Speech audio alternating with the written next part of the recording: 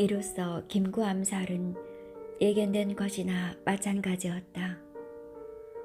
이승만은 벌써 같은 달 49년 5월에 김혁수 국회 부의장을 비롯해 노일원 등 강경한 현역 의원 13명을 북한 공산당에 침투시킨 불악취라고 둘러씌워 체포하였다. 6월 6일에는 경찰을 동원해 국회에서 통과하여 설립한 반민특위를 습격하여 짓밟음으로써 실질적인 해체를 해버리고 말았다. 그리고는 6월 26일에 김구가 암살당하며 범인은 현역 육군소위 안두희였다. 김구가 암살만 안 당했더라면 6.25 사변도 일어나지 않았을 수 있고 선거 전국에서 이승만에게 패배를 안겨 권좌에서 물러나게 할 수도 있었을 것이다. 물론 여운형만 암살되지 않았어도 한국의 정세는 완전히 달라졌을 것은 말할 나위도 없다. 그러나 이승만은 자기 위아래로 하나씩을 제거해 버림으로써 독불 장군이 될 수밖에 없는 환경을 만들어 놓고 있었다. 안두희는 신의주에서 40열이 떨어진 평북 용천군 산골 마을에서 태어났다. 그의 아버지는 미쓰비시 등 일제기업 제품을 취급하며 돈을 벌어 신의주 호상이 된다. 그는 토지 측량기사 자격까지 딴 뒤 도정업에 손을 대고 일본군에 쌀 군납까지 하면서 평안도에서 몇 손가락 안에 드는 거부가 되었다. 안두희는 아버지의 은덕으로 상업학교를 나와 만주로 북경으로 흘러다니며 허랑방탕한 시간을 보내고 한때 금융조합 서기 노릇도 하였다. 일본 유학까지 다녀왔으나 해방과 함께 진주한 소련군이 재산을 몰수하였고 김일성의 인민위원회에서도 3,000평 이상 소유한 자는 지주, 1,500평부터는 분홍으로 규정하고 그들의 땅을 무상 몰수하는 것과 동시에 본인들은 전부 타 고장으로 이주시켰다.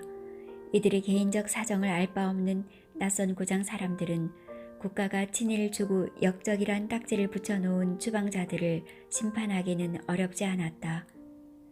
전국 곳곳에서 비비린내 나는 심판과 보복이 뒤따랐다. 안두희는 47년 단신 월남에서 48년 육군사관학교 특팔기로 입교하여 이듬해 졸업하여 보병사령부 연락장교 소위가 되었다. 이어서 이북 출신 반공구급파 조직인 서북청년단에 들어갔다. 또한 이승만의 사조직이라 할 친일 친미파 속을 88구락부의 행동대원으로 간택받아 소위 임관 뒤 3개월 남짓 만에 백범을 암살한다. 암살 사건이 있기 6일 전 6월 20일에 김창룡의 지시에 따라 경무대 대통령 집무실을 들어선 안두희는 부동자세로 이승만에게 경례를 올렸다. 육군 소위 안두희입니다. 아주 씩씩하게 생겼군. 고향이 이북이라고? 네, 평북 용천입니다. 평북은 의인이 많이 나기로 유명한 고장이지. 신성모 국방장관으로부터 얘기 많이 들었어요. 내가 다 말해두었으니 윗사람들이 시키는 대로 잘해요. 신성모는 이승만 직속의 고위총 행동대역인 소위 88구락부의 수장이다. 네, 각하를 위한 일이라면 이 한 목숨 바쳐 멸사봉공하겠습니다. 세부 지시는 특무대장 김창룡이 내릴 것이니 그대로만 해요. 김창룡은 짐이 가장 신뢰하는 사람이에요. 뒤는 다 도와줄 터이니 아무 걱정 말아요. 이승만은 안두희에게 말하면서 자신의 호칭을 짐이라고 하였다. 이 말이 왜 나왔는지 그 이유는 알 수 없다. 안두희는 자기기를 의심하였으나 다시 캐물을 계급이 아니었기 때문에 그대로 넘어갈 수밖에 없었다. 이승만이 꿈속에서 자기가 왕이 되는 꿈을 꾸었는지 아니면 왕으로 잠깐 착각하였는지는 알 길이 없다. 경무대를 나온 안두희는 하늘을 보았다. 하늘은 흰 구름이 몇 점 두둥실 떠있는 괴청한 날씨였다. 자기에게 모든 행운이 밀려오는 양 흰 구름과 상쾌한 바람이 속삭여 주었다. 그 길로 안두희는 조선호텔 맞은편의 6번 정보국 3과의 이른바 SIS 특무대 사무실로 가서 특무대장 김창룡으로부터 구체적인 지시를 받았다. 김창룡의 안배는 잘투잘미하였다. 안두희는 서북청년회에 가입하여 서울 제1지부이며 본부 직속인 종로지부 사무국장이 되었다. 서북청년회는 이북 각도별 청년단체가 서울에서 결성한 극우 반공단체로서 좌익에 대한 복수심에 불탄 친일파 반공전선으로 경찰 및 군의 정보기관과 밀접한 관계를 맺고 있었다. 당시 경무국장 조병옥, 수도경찰청장 장택상 등 경찰 수뇌부의 적극적인 지원 하에 서북청년회는 경찰이 공개적으로 할 수 없는 성질의 대공 테러를 담당하였다. 당시 서청이라 하면 우는 아이도 울음을 그친다는 공포의 대상이었다. 동시에 안두희는 어느새 우파 테러 단체인 백의사의 제1소조 요원이 되어 있었고 동시에 한국 주재 CIC 미군 방첩대 요원이 되어 있었다.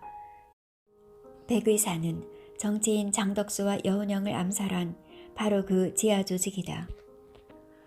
안두희는 한독당에 위장 입당하여 한 달 전에 김구 사무실에 꽃다발을 들고 온 적이 있기 때문에 이날도 경비원이 별 의심하지 않았다. 낮 11시 30분에 찾아와서 12시 50분에 면회가 허용되었다. 누가 말도 안 했는데 스스로 무기를 차고 선생님을 뵐 수는 없죠 하며 허리에 찬 권총을 스스로 내려놨다. 그리고는 비서 선우진을 따라 관리실을 나와 1층 홀로 들어서서 2층으로 올라갔다. 선생님 안녕하십니까? 저 안두희입니다. 저번에 꽃을 가지고 왔던 청년이지? 네, 그런데 선생님, 이번에 북한에 간 것은 아주 큰 잘못입니다. 뭐? 어린 사람이 뭘 안다고 국가대사를 그렇게 함부로 말한 게야? 뭘 아느냐고요? 나도 알 것은 압니다. 그까짓 공산당 놈들하고 무슨 협상은 협상입니까? 뭐라고? 그런 협상을 해야지 전쟁이라도 하자는 말이냐? 나는 협상을 하기 위하여 또 10번이라도 북한을 달려갈 사람이야. 공산당 놈들은 깡그리 죽여야 할 대상일 따름입니다. 남한만 단독 정보를 수립해야 합니다. 선생님은 대한민국에 가장 큰 해를 끼친 암적인 존재입니다. 네 이놈, 썩 나가지 못할까? 김구는 주먹을 들어 책상을 힘껏 내리치며 사자처럼 노하였다. 그때 안두희의 몸속에서는 또 다른 한 자루의 권총이 나왔다. 서대문의 경교장에 울려 퍼진 네 발의 총성, 그것은 73의 국부 김구의 가슴에 꽂힌 원한의 총성이었다. 총소리를 듣고 달려간 선우진 비서와 경비원을 보고도 권총을 들고 태연히 2층에서 걸어 내려오는 안두희는 선생을 내가 죽였습니다 라고 태연 자약하였다. 그런데 안두희를 체포한 것은 경찰이 아니고 헌병이었다.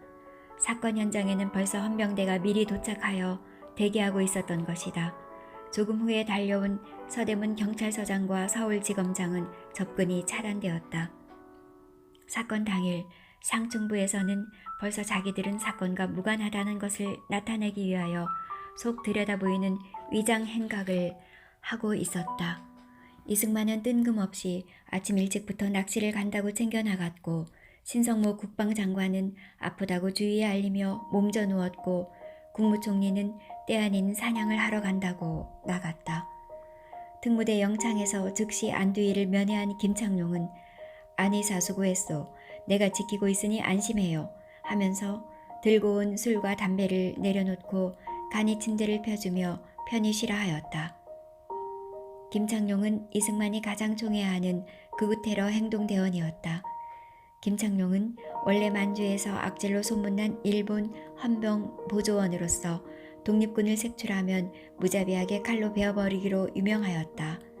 해방 후 고향인 함경남도 영흥으로 갔으나 거기서 북한의 인민위원회에 체포되어 채용되기 직전에 남쪽으로 탈출하였고 공산당에 대한 적개심이 펄펄 끓고 있는 친일파의 표상이었다. 이승만은 안두희가 수감 중에 직접 안심하고 있으라 하는 친필 메모를 보내주므로 암살자는 아무런 걱정 없이 대우를 받으며 단잠을 잘 수 있었다. 이승만은 6.25 때 한강 다리를 폭파하고 피난 갈 때도 김창룡에게 형무소의 안두희를 빼내오라 해서 데리고 가는 의리를 지켰다. 한국 전쟁 때 종군했던 강원룡 목사는 국군이 북상할 때 평북 순천에서 제2사령부 인사참모 박남표와 사담을 나누던 중 기절초풍할 이야기를 들었다. 강 목사님, 그것 아십니까? 안두희가 지금 이 부대에 있다는 것 말입니다. 네? 백범 암살범 안두희 말입니까? 네, 바로 그 안두희입니다. 이 부대에서 칙사 대우를 받고 있지요. 네, 나는 안두희가 사형을 당했던지 어느 감옥에 있을 거로 생각하고 있었는데요. 그렇게 순진하시니까 목사가 되지요. 안두희는 이 박사가 내 허락 없이는 인사이동을 하지 말라는 지령을 내렸기 때문에 누구도 인사이동을 시키지 못합니다. 여기서 신변보호를 하고 있지요. 그럴 수가 있습니까? 하하하, 안두희는 이승만 정권에서 보면 강 목사님이 생각하고 있는 것과 정반대의 인물이랍니다. 안두희는 51년에 대의로 예편했는데 어떻게 된 셈인지 52년에 중령으로 군에 몸담고 있었다. 그는 양구에서 큰 군납 공장을 소유하고 동부전선 11개 사단의 군납을 책임맡고 있었다. 군납 공장 한쪽에는 연못이 있었고 그 연못에는 잉어, 붕어 등 각종 희귀 물고기가 우글거렸고 연못 옆에는 그림 같은 정자가 있고 그의 저택이 있었다. 연못은 작은 섬에 다리가 놓여 있었고 손님이 오면 연못에 배를 띄어 같이 논일었다. 민간인은 들어오지도 못하고 군부 사람들만 들어올 수 있는데 새로 사단장이 부임하면 반드시 안두희에게 인사하러 왔다. 그런데 그 땅은 원래 홍주범이란 민간인의 개인 소유였는데 그 지방의 김영사라는 사람이 새 얻어 쓰고 있었다. 남의 땅을 마구 빼서 시설을 하자 김 형사는 왜 남의 땅에 허락도 없이 시설을 하느냐고 항의하였다. 안두희는 이 자식이 내가 누군 줄 알고 중대한 국가사업을 하고 있는데 무슨 잔소리야 하면서 망치로 머리를 쳐서 피가 낭자했으나 아무도 말을 못하고 물러서야 했다. 남북연석회의는 48년 4월 19일부터 모란봉 극장에서 남북조선 재정당 사회단체 연석회의로서 이북의 3개 정당과 12개 단체, 이남의 41개 정당 사회단체 등 총 56개 정당과 사회단체 695명이 참석했다. 남한 쪽에서는 남조선 노동당, 근로인민당 등 좌익계열 정당만이 아니고 한국독립당, 민족자주연맹 등 우익계열 정당들도 참가했다. 그러나 회의를 마치고 남한 민족 지도자들은 남한에서 거의가 암살당한다. 그런데 그 암살의 주체는 거의가 이승만의 비유를 받은 극우반공단체와 미 CIC와 그 뒤를 잇는 KLO와 밀접한 관계를 맺고 있었다. CIC는 해방 이후 남한에 주둔한 전투부대 미 제24군단 아래 설치되었던 정보기관이다. 미 육군 24군단 예하에는 크게 두 그룹의 정보기관이 있었다. 하나는 4개의 일반 참모부 중 정보참모부로 알려진 G2였고 다른 하나가 CIC로 알려진 방첩대였다. 원래 1945년 9월 9일에 제224 CIC 편견대가 처음으로 남한에 들어왔고 소속 요원 대부분은 태평양 전쟁 당시 리이테 전투와 오키나와 전투에서 활약했던 멤버들이었다. 제224 CIC 편견대는 다양한 CIC 전투부대 편견대, 수도부대, 지역부대들과 함께 활동했다. 이 편견대는 처음에는 도쿄의 제441 CIC 편견대의 통제를 받다가 1946년 2월 13일 서울의 제224 CIC 편견대가 남한 주둔 모든 CIC 파견대에 대한 작전 통제권을 장악한 뒤 4월 1일에 모든 CIC 파견대가 971 CI 파견대로 교체되고 나서 본격적인 활동에 들어간다. 그 뒤 미 육군 제24군단 정보처 산하에 대북 공작을 담당했던 첩보부대인 442 CIC를 장설하고 그 뒤 1948년 8월 미 극동군 사령부 GHQ 정보처에서 442 CIC를 기반으로 당시 서울에서 활동하고 있던 백의사, 정의사 등 여러 극우 반공 단체를 망라해서 KLO 킬로 부대를 만드는데 대북 첩보를 위하여 주로 서북 청년단에서 활동하고 있던 이북 출신이 중심이었다.